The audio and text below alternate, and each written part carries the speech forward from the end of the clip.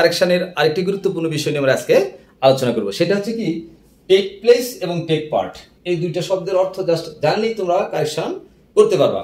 তাহলে তোমাদেরকে যে বিষয়টা মনে রাখতে হবে সেটা হচ্ছে টেক প্লেস শব্দের অর্থ কি এবং টেক পার্ট মানে কি, অংশগ্রহণ।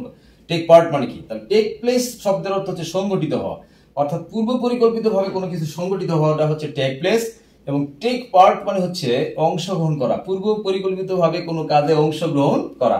দুটাই পূর্ব পরিকল্পিত বা প্ল্যানিং অনুযায়ী কাজ হবে, বাট পার্থক্যটা হচ্ছে একটা সংগঠিত হওয়া আর একটা হচ্ছে অংশগ্রহণ করা।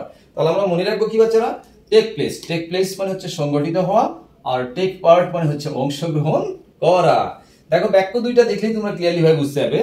দ্য মিটিং, অর্থাৎ মিটিং মানে কি সভা, the meeting will take place soon, অর্থাৎ মিটিংটি খুব শীঘ্রই সংগঠিত হবে, অর্থাৎ খুব তাড়াতাড়ি হবে, তাই না? এই যে টেক প্লেস ভেরি সুন, খুব শীঘ্রই সংগঠিত হবে, তার মানে মিটিং এটা সংগঠিত হওয়া বুঝাইছে।